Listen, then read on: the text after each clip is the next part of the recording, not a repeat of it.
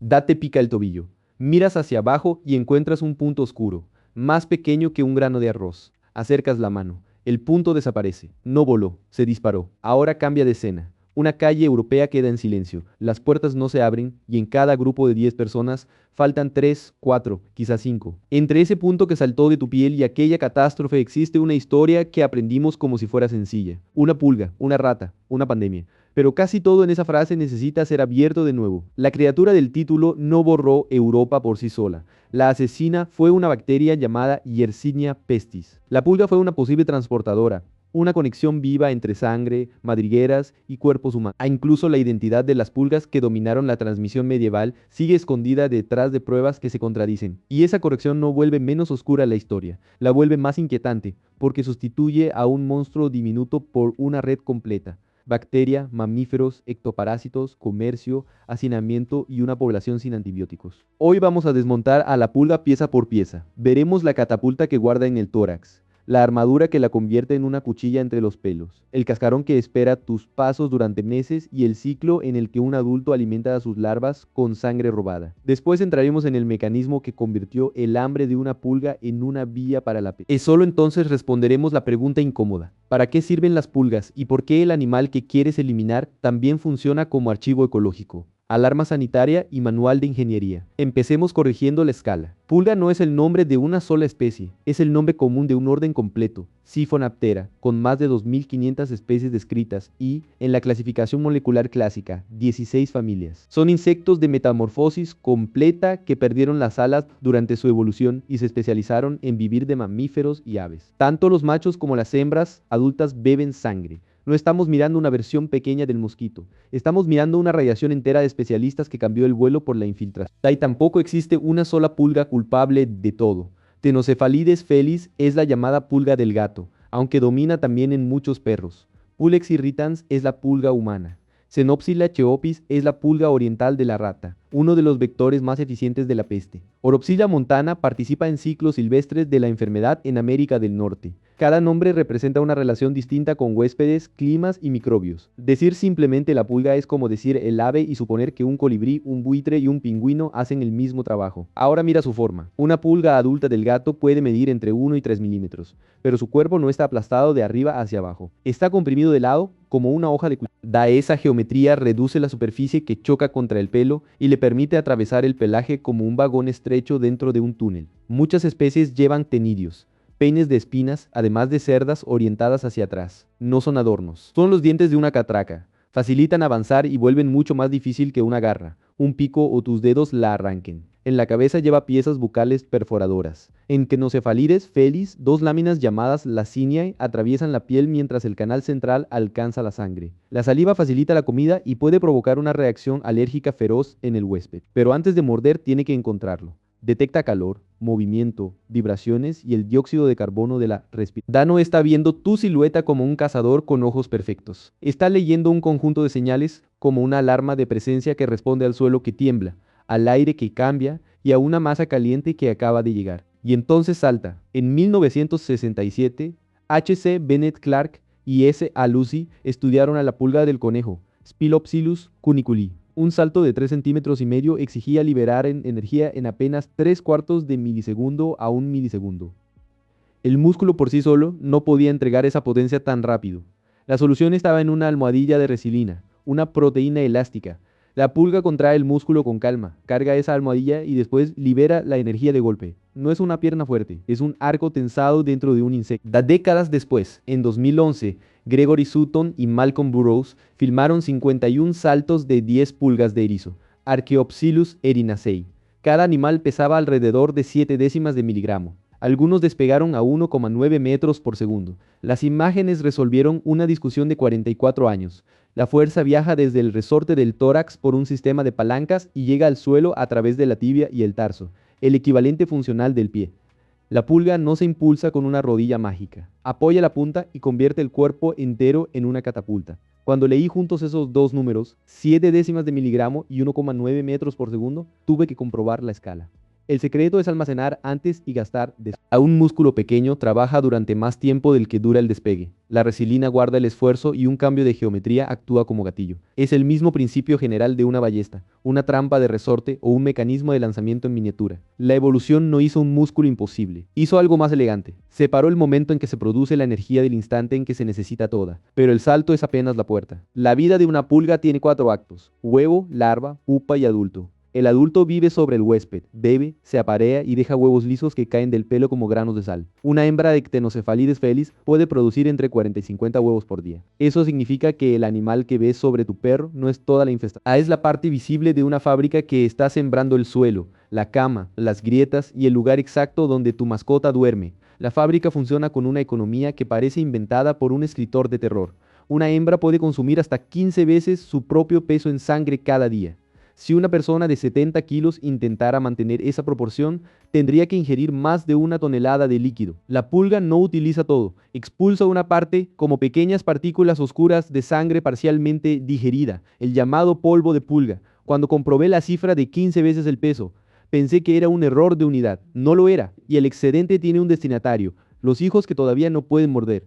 La larva no se parece al adulto, es ciega, no tiene patas y vive escondida fuera del animal. Come restos orgánicos y sobre todo las heces sanguíneas que dejan las pulgas adultas. El padre o la madre no cuidan conscientemente a la cría. Llamarlo crianza sería proyectar una intención humana. Pero el resultado material es el mismo. La comida del adulto cae en el mismo ambiente donde caen los huevos. Después la larva teje un capullo pegajoso que se cubre de polvo y fibras. Dentro, la pupa construye el cuerpo saltador sin que tú la veas. Ese capullo no es una tumba pasiva. El adulto ya formado puede retrasar la salida hasta que las vibraciones, la presión, el calor y el dióxido de carbono anuncien un hueco. En condiciones controladas se ha documentado una espera de hasta 30 semanas. Otras guías registran periodos todavía mayores en frío. Por eso una habitación vacía puede parecer tranquila, y cuando regresan personas o animales, llenarse de saltos. No aparecieron de la nada. Eran cápsulas de espera enterradas en el ambiente, escuchando el mundo con un reloj sin ojos. Esta es la razón por la que tratar solo al animal suele fracasar. Sobre el pelo ves adultos. En la casa quedan huevos, larvas y pupas. El aspirador, el lavado de camas, el tratamiento veterinario y el tiempo tienen que atacar etapas distintas. La pulga no vive una vida, administra 2 mundos. Arriba está el restaurante móvil de sangre. Abajo está la guardería oscura que recicla lo que cae. No es un pasajero permanente ni un insecto del suelo. Es una cadena logística que conecta piel, pelo, polvo y el siguiente cuerpo caliente. Y esa cadena no transporta únicamente peste. Rickettsia typhi causa el tifo transmitido por pulgas. Bartonella enselae participa en la enfermedad por arañazo de gato. La bacteria puede viajar en las heces de la pulga y contaminar la uña que rompe la piel. Dipylidium caninum, una tenia, usa a la pulga como huésped intermediario y llega a perros, gatos o personas cuando la pulga infectada es ingerida. A veces el peligro entra con la picadura, a veces entra con el excremento que rascas dentro de una herida, a veces entra cuando otro animal se traga al vector completo. Ahora llegamos al mecanismo más oscuro. Yersinia pestis entra en la pulga durante una comida de sangre infectada. En especies competentes, las bacterias forman agregados y un biofilme en el proventrículo, la válvula que regula el paso hacia el intestino. El conducto se bloquea parcial o totalmente. La pulga intenta alimentarse, pero la sangre no avanza. Empieza a morir de hambre, vuelve a morder y bombea otra vez. La presión puede hacer que sangre mezclada con bacterias regrese al punto de la picadura. No es una jeringa, es una válvula obstruida que convierte cada intento de comer en una posible devolución infecciosa. Durante mucho tiempo, ese bloqueo tardío fue presentado como toda la historia, pero algunas pulgas transmiten en una fase temprana, antes de que exista un tapón maduro, dentro de los primeros 4 días después de la comida infectante. Oropsilla montana ayudó a demostrarlo en ciclos norteamericanos. El rendimiento cambia con la especie de pulga, el huésped, la cantidad de bacterias y la sangre. Esta variación importa. Xenopsilla cheopis forma bloqueos eficaces. Otras especies casi nunca lo hacen. La peste no encontró una máquina universal. Explotó varias máquinas parecidas, cada una con una eficiencia distinta. Con ese mecanismo en mente, volvamos a Europa. La peste negra abrió la segunda gran pandemia entre 1346 y 1350. Estudios genómicos recuperaron Yersinia pestis de esqueletos medievales y en 2011 reconstruyeron un borrador de su genoma. La bacteria está identificada. La mortalidad exacta cambia por región y por método,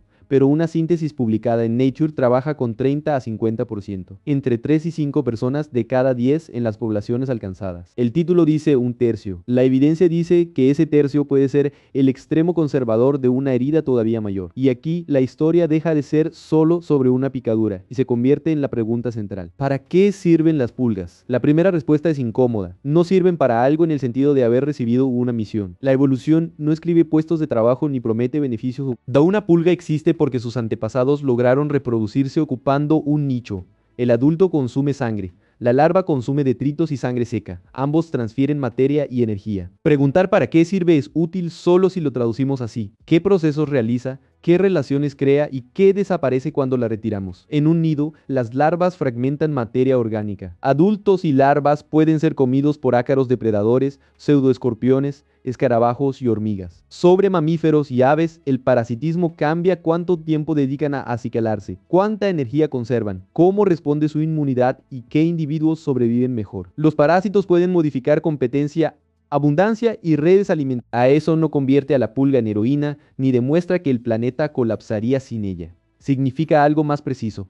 Más de 2.500 especies representan miles de conexiones evolutivas que apenas empezamos a medir.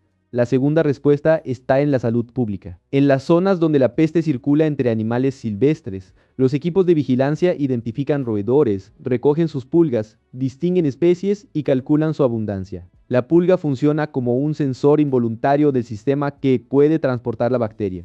Y el orden de control importa. Si matas primero a los roedores durante un foco y dejas vivas sus pulgas, los vectores abandonan los cadáveres y buscan otro huésped. Por eso los manuales recomiendan controlar las pulgas antes o junto con los roedores. Hasta para eliminarla hay que entender la ecología que construye. La tercera respuesta está en una mesa de ingeniería. En 2013, investigadores presentaron un mecanismo de catapulta inspirado en la pulga para un robot saltador pequeño. El prototipo pesaba 2 gramos y alcanzó 103 centímetros, más de 1 metro. No copiaba la forma completa del insecto, copiaba la lógica, almacenar energía en un elemento elástico, mantener el sistema cargado y liberar todo mediante un cambio de torque. La pulga, que parece moverse al azar, estaba enseñando a una máquina cómo superar un obstáculo enorme sin cargar un motor desproporcionado. Y la resilina abre otra puerta. Esa proteína no pertenece solo a las pulgas. Aparece en estructuras elásticas de distintos insectos. Pero la catapulta de la pulga mostró con claridad lo que puede hacer: deformarse, almacenar energía y resistir ciclos repetidos. Polipéptidos semejantes a la resilina se investigan como gomas biológicas, nanoresortes, componentes de biosensores, soportes para ingeniería de tejidos y sistemas de liberación de fármacos. Muchas aplicaciones siguen en fase experimental. La frase correcta no es que la pulga nos regaló un implante, es que un animal despreciado contiene un principio de materiales que los laboratorios intentan aprender a fabricar. Ahora viene la trampa histórica. La imagen escolar muestra ratas negras, la pulga oriental Xenopsila cheopis y una flecha directa hacia cada víctima medieval. Esa ruta es real y esa especie es un vector formidable. Lo que no está demostrado es que explique por sí sola toda la peste negra. En 2018, un equipo publicado en Proceedings of the National Academy of Sciences comparó modelos de transmisión en 9 brotes europeos. En 7 de los 9, las curvas encajaron mejor con ectoparásitos humanos, pulgas humanas y piojos corporales que con el modelo clásico de rata y pulga. Parecía el final del misterio. No lo fue. En 2021, un estudio experimental en Parasites and Vectors probó a Pulex irritans y encontró una competencia baja para transmitir Yersinia pestis. Un modelo histórico apuntaba hacia la pulga humana. El laboratorio mostraba que esa pulga transmitía mal. Cuando encontré ambas piezas, esperaba que una cancelara a la otra. En realidad obligan a una conclusión más adulta. Rutas mezcladas, especies distintas. Condiciones locales y periodos diferentes pudieron cambiar el protagonista. Sabemos qué bacteria mató. Seguimos reconstruyendo quién la llevó de cuerpo en cuerpo. Incluso la historia de la gran demostración fue pulida hasta parecer más limpia de lo que era. Alexandre Yersin aisló el bacilo en Hong Kong en 1894. La tradición atribuye a Paul-Louis Simon en Karachi el experimento decisivo del 2 de junio de 1898. Pero una revisión de sus cuadernos publicada en 2022 encontró un ensayo ambiguo. Solo una de 3 ratas sanas murió. Simon siguió haciendo decenas de pruebas y ya conocía el trabajo anterior del japonés Masanori Oga. No es una deshonra para la ciencia. Es la ciencia real, llena de fugas, resultados incompletos y relatos ordenados después. La peste tampoco pertenece únicamente al pasado. La Organización Mundial de la Salud señala focos actuales y casos humanos. con la República Democrática del Congo, Madagascar y Perú entre los países endémicos más importantes. Sin tratamiento, la peste bubónica puede matar entre 30 y 60% de los enfermos. Los antibióticos cambian radicalmente el desenlace cuando llegan pronto. La infección también pasa por contacto con tejidos contaminados y en la forma neumónica, por gotículas respiratorias. Otra vez, no hay un único camino ni un único villano. Hay una ecología de transmisión que todavía exige vigilancia. La marca más perturbadora está dentro de nosotros. En 2022, un estudio de Nature analizó 206 extractos de ADN antiguo de personas que vivieron antes, durante y después de la peste negra. Una variante cercana al gen ERAP2 aumentaba la producción de una versión completa de la proteína y ayudaba a macrófagos a controlar mejor Yersinia pestis. Variantes protectoras de entonces se relacionan hoy con mayor susceptibilidad a enfermedades autoinmunes. No fue la pulga la que reescribió nuestros genes, fue la selección impuesta por la bacteria, dentro de una pandemia cuya cadena incluyó ectoparásitos. La factura sigue visible siglos después. Entonces, ¿qué ocurriría si todas las pulgas desaparecieran mañana? Las personas, perros, gatos y fauna ganarían alivio real. Menos picaduras, alergias, anemia y transmisión de patógenos. No hay que romantizar ese beneficio. También desaparecerían miles de linajes, alimentos de pequeños depredadores, actividad detritívora en nidos y relaciones que registran la historia de sus huéspedes. El resultado no cabe en bueno o malo. En tu casa, la respuesta práctica sigue clara. Tratar al animal y al ambiente, porque la mayor parte del ciclo está fuera de la piel. Comprender no significa tolerar una infestación, significa combatirla sin mentir sobre lo que es. Una cuchilla de 1 a 3 milímetros, una catapulta de resilina, un pie que despega a 1,9 metros por segundo. 40 a 50 huevos por día, una larva que come sangre a un capullo que espera pasos, una válvula tomada por Yersinia pestis, una pandemia que vació entre 3 y 5 sillas de cada 10, un debate entre ratas, pulgas y piojos, un gen inmune marcado, un robot de 2 gramos saltando más de 1 metro. La pulga no cabe en la palabra plaga, es una colección de mecanismos conectados por el hambre. La próxima vez que un punto negro aparezca en tu tobillo, seguirás queriendo apartarlo. Eso es sensato. Pero antes de que salte, ya sabes lo que estás mirando. No basura con patas, no la autora solitaria de una pandemia, sino una conexión entre el animal y su nido, entre una bacteria y una ciudad, entre una proteína y una... entre un... entre un... entre una entre un